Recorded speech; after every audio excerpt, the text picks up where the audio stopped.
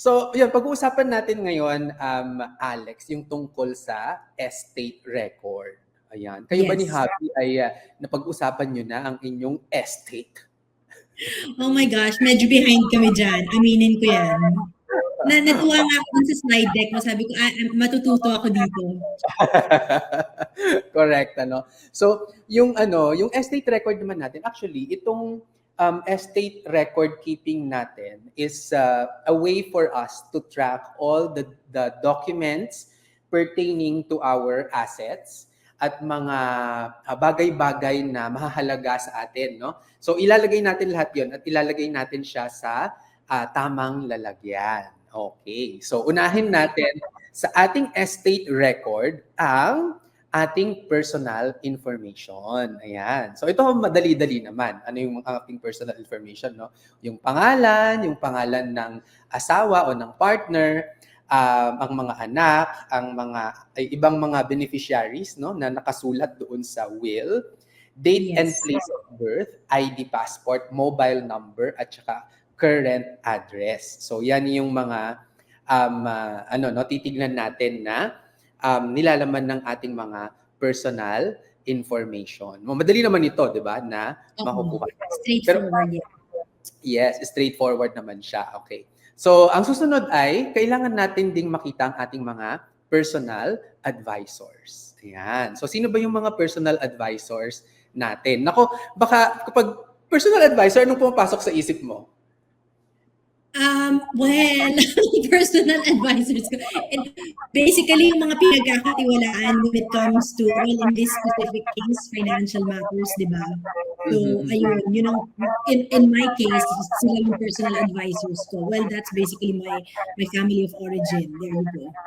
Yeah, di ba? Okay. So, yun. So, mga personal advisors natin, usually, ito, nagko-compose siya ng ating mga tao, no, who have the power of attorney or personal care, no, nung para sa atin. Yung powers of attorney kasi yan yung mga kunwari maililipat sa iyo yung kapangyarihan na pumirma sakaling may mangyari sa iyo, o kaya you're giving this person the authority to decide on your behalf if something happens to you, no? So nakalagay dapat diyan yung location, kung sino yung attorney, ang address, at saka yung mobile number. Ayan. So, yun. Actually, ito hindi pa namin nagagawa ni Edwin, no, yung powers of attorney na I think ang very important sa amin lalong-lalo na, no, ay kasi hindi kami kasal, di ba? Hindi naman kami pwedeng ikasal.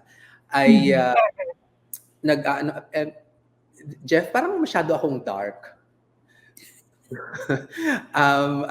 Yung natin, yung kami kasi ay di ba, mga LGBT kami, ganyan. So technically walang karapatan si Edwin sa akin at siya at ako sa kanya, no? Sakaling may mangyari sa amin, parang ganun.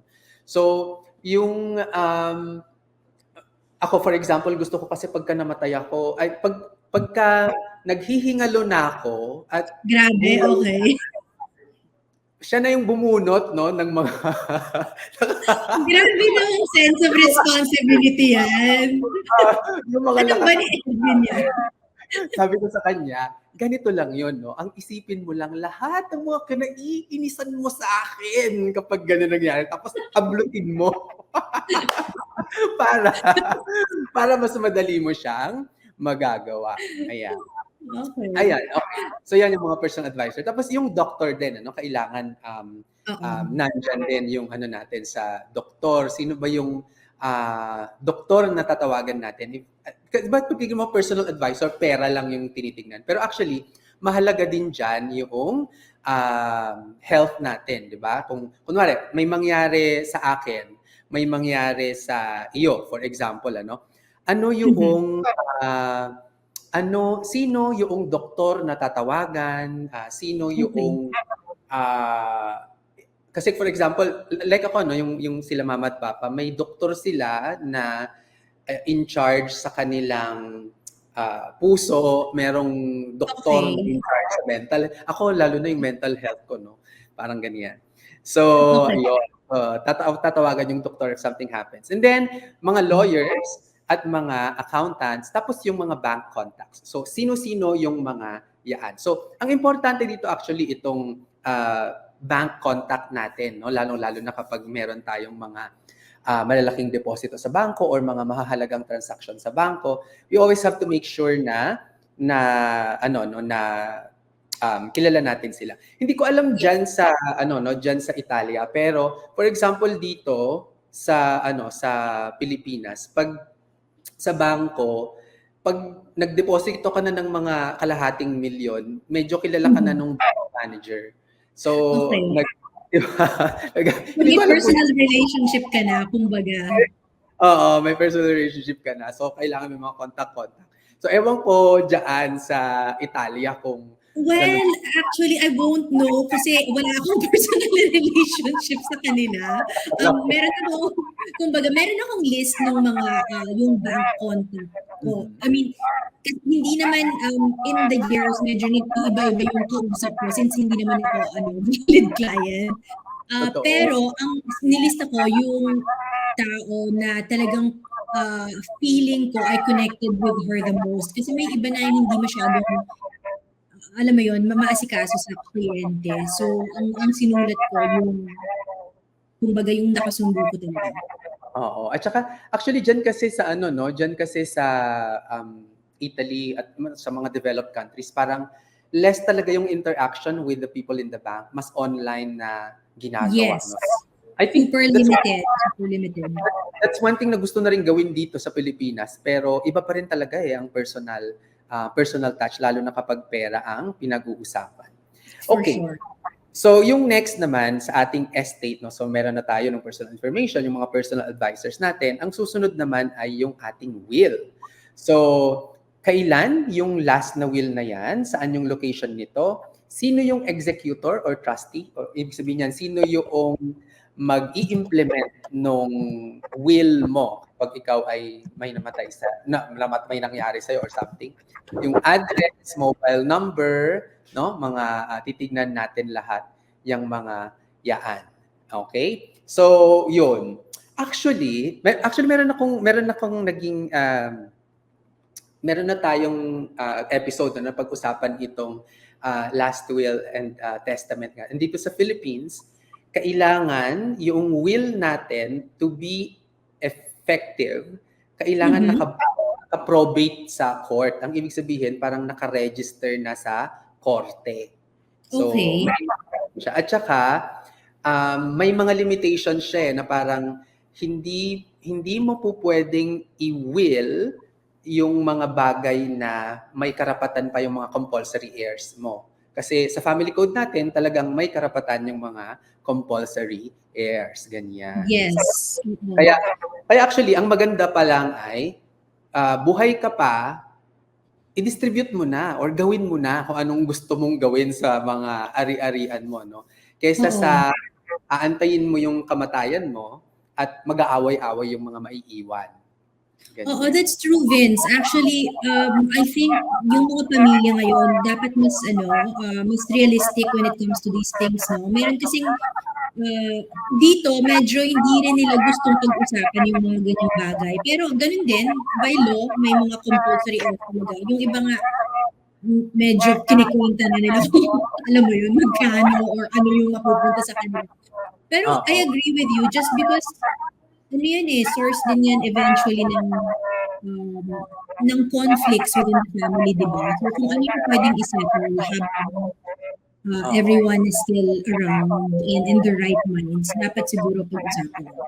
Correct, no? So kami, ang ginawa namin sa family ay, yung parents ko, nilipat na nalalahat yung mga ari-arian sa mga pangalan namin.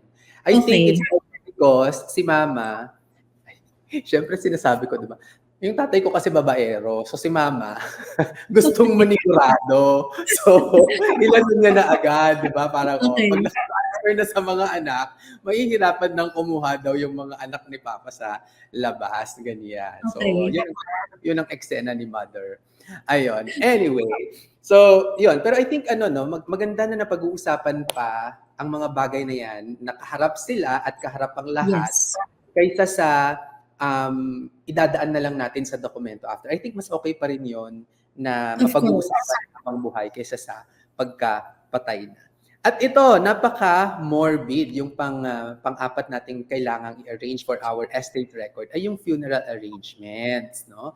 Yes. Kasi lahat naman tayo mamamatay. So ano yung mga pre-planned funeral packages na meron ka? Ano yung funeral home address, contact name, mobile number, at saka details ng arrangement.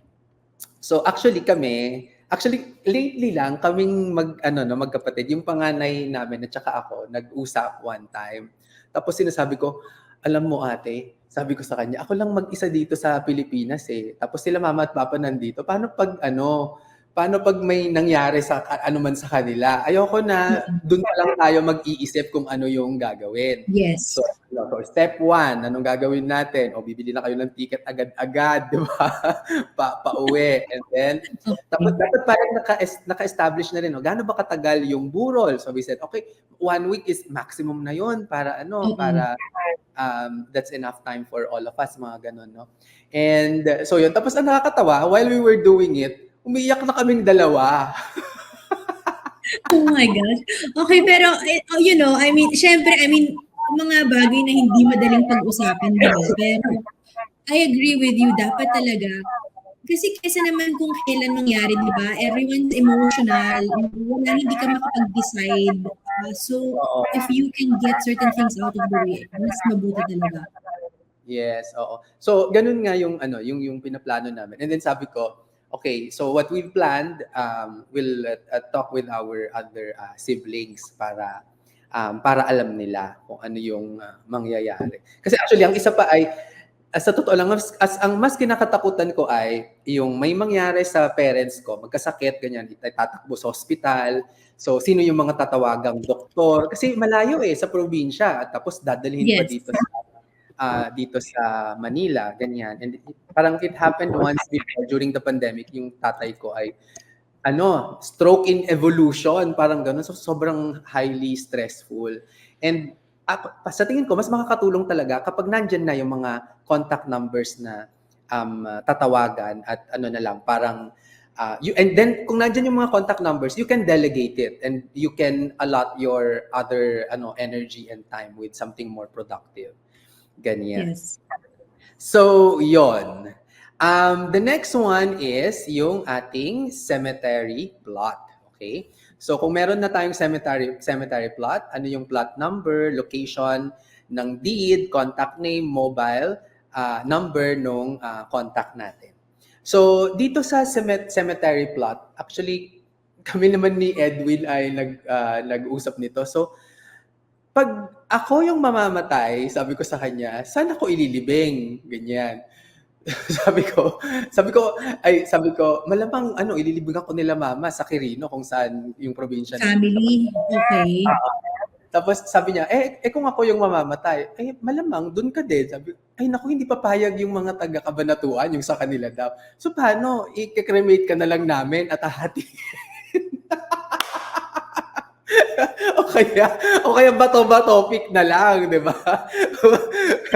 Kung yun yung sabi niya. Pero ang sabi niya ay, nako, para hindi ka na awayin, pumayag ka na, nasa Kabanatuan. Anyway, lang naman yan, katawang lupa. Yun yung. So, at least mga bagay na yan, no, na pag-uusapan na. And yun, wag na nating bigyan ng problema yung mga may iwan pa natin. Yes. And then, hindi ko alam kung meron pa kayo nito, no? Mga safety deposit boxes, di ba? So, asan ang location nito? Box number, key location, kung meron man, di ba? Usually, ito, dati sa bangko ito, meron, you keep your important documents there, or mga heirloom mo, ganyan. Pero, hindi kami umabot sa ganyang level ng yaman. Wala rin kami niyan. So. Wala rin kayo niyan. Okay.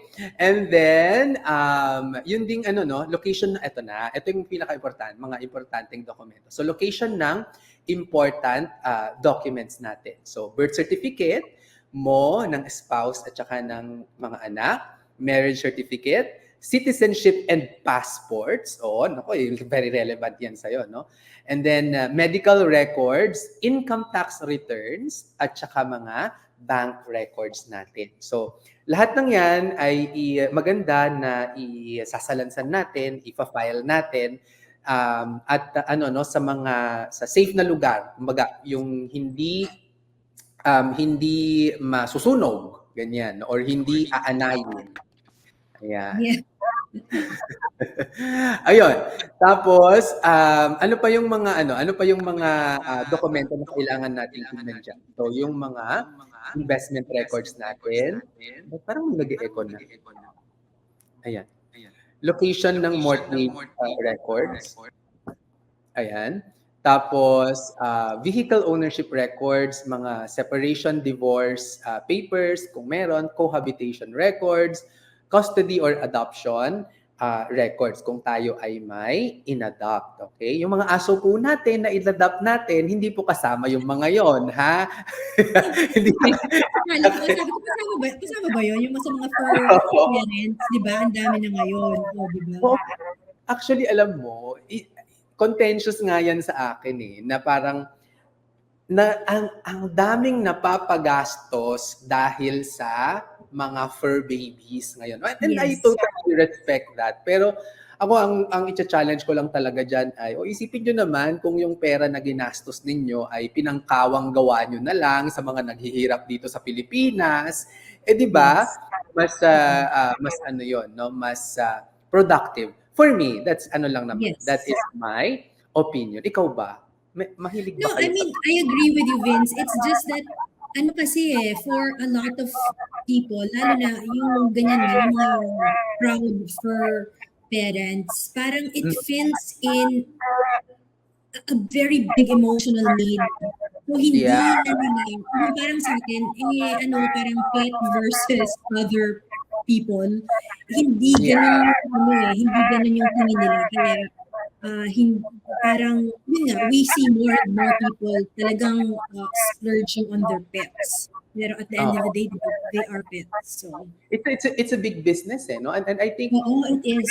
Yung lagi ko ring sinasabi na you really have to know yourself na ikaw mismo, yung kasiyahan mo, hindi kailangang punan ng pet ng ganong kabigat. I mean, for me ganun yung tingin ko talaga. Kasi yung iba parang tinatrato ng tao. Kaya ako naman parang... Oo, marami, di ba? Kaya nga, and like you said, it's a big business. Kasi, syempre, everyone's paying attention and everyone's noticing, may malaking pera dyan sa Kaya, even yung accessories business is booming because of fur parents. Oo. Pero don't get me wrong. Ako mismo, mahal na mahal ko si Milo, di ba? Parang ganyan. Pero, kung kunwari ay mao-operahan siya or something at gagastos ako ng let's say 100,000 pesos, sasabihin ko, Milo, yung 100,000 pesos, kalahating bahay na yan doon sa pinapatayo natin na socialized housing, di ba? So, sorry but I'll see you in the next life, ganyan. Anyway, so the next thing that we have to prepare in our estate record are our bank information. So yung bank information natin, ano yung financial institution na yan, address and phone number, ano yung mga account numbers, type, sino yung may-ari ng mga bank accounts na yaanan. At syempre itong mga information na ito ay, wag nyo itong i-email, di ba? Or baka naman ang nyo ay i-save nyo yan sa, ipiprint ninyo, tapos ilalagay ninyo sa harap ng ref. Mali yun, di ba? So, ilalagay nyo yun sa safe na lugar. Actually, minsan nga, gusto kong sabihin kung paano ko ginagawa yung akin. Pero syempre, kapag sinabi ko na kung paano ko ginagawa yung akin, di alam na ng lahat. Na-broadcast mo tuloy, di ba? So, hindi mo pwedeng sabihin, parang ganon. Pero, yun nga,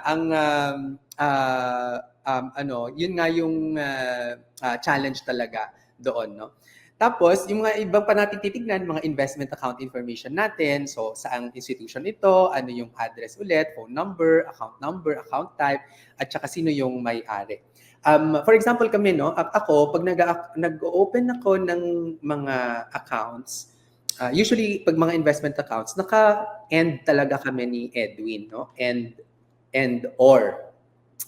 So, any one of us can execute the transaction.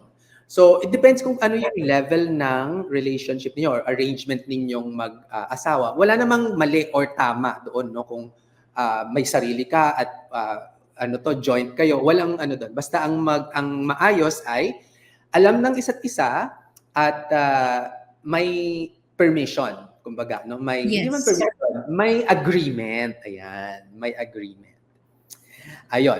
Ano pa? Mga pension plans natin kung meron tayo. So, company name, address, and phone number, tsaka plan number. So, ang pinaka-basic sa atin dito yung ating SSS, no? Kasi pension plan din yon. Pero kung meron pa kayong mga iba, ay yon, kailangan din na lagay natin dyan. If you have annuities, dito sa Pilipinas, wala tayong annuity eh. Pero sa Australia, meron sila niyan.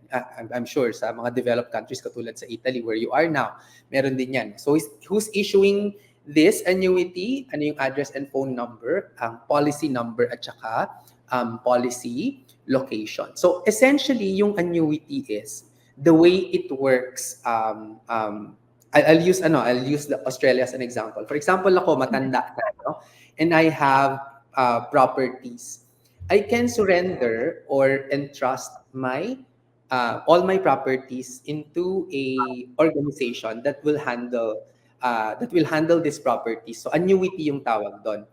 Ang mangyayari, i-manage na nung organization na yan yung ari-arian mo. Tapos parang bibigyan ka na lang niya ng monthly na pension mo until you die. Right.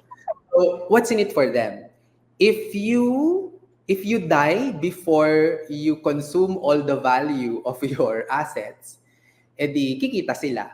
But if you outlive your assets, Winner ka. Yes, winner ka. So sila yung delegates, no, doon. Okay. And then, ito, mga location ng valuable personal assets din. Mga sasakyan natin, art, jewelry, mga coin collection, kung meron tayo, no?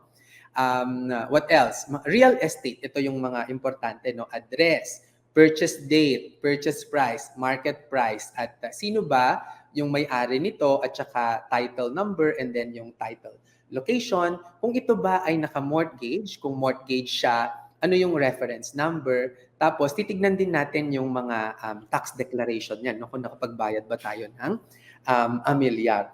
Naalala ko yan nung I think suddenly my parents realized na ako na lang yung natitirang anak dito.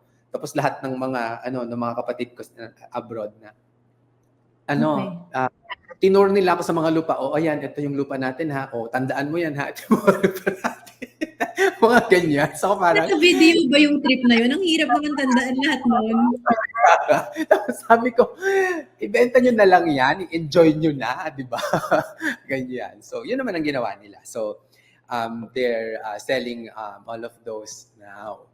So, yun. And then, if you have business interests, so mga company name, ito ba ay sole proprietorship, partnership, corporation. So, yung mga dokumentong yan, kailangan i-keep mo lahat. So, saan yung location ng documents at percentage ng ownership mo.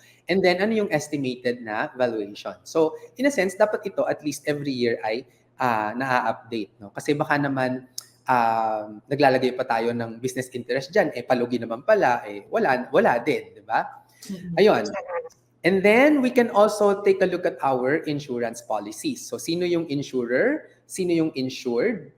Anong type yan? Ano yung face value, policy number, sino yung agent, at saka yung policy location, no? So, agent's name, mobile number. Para kapag may nangyari, yun, matatawagan. And supposedly, dapat kasi yung agent natin will assist us in the processing of the claims. Ayun. Okay? So, yun, loans and credit line information. Ayan. So, sino yung pinagkakautangan natin, company or person, address, sino yung contact number, phone, magkano yung amount na borrowed, amount outstanding at saka ang ating loan agreement kung nasaan siya. And then, lastly, titignan din natin ang ating credit cards. No? So, saan yung, ano yung credit card company, name of credit card, and card number. Pero actually sa akin itong credit card ay the least of our concerns. Kasi usually, sa mga credit cards, kapag namatay ka na, hindi naman sila masyadong naghahabol. So, I think it's considered as a clean loan. Kaya kapag ako, sabi ko nga, kapag alam ko nang mamamatay ako, sige, kaskas na lahat. Kaskas to the max. Kaskas na to the max, di ba? Bibilang ko ng ticket yung mga pamangkin ko, oy, mag first class kayo, pauwi, mamamatay na ako. Ayan. Anyway, so yan ang ating estate record. At syempre, lagi nating sinasabi, ano to? Alex, yan ang pagyaman na pag-aaralan at napagtutulungan.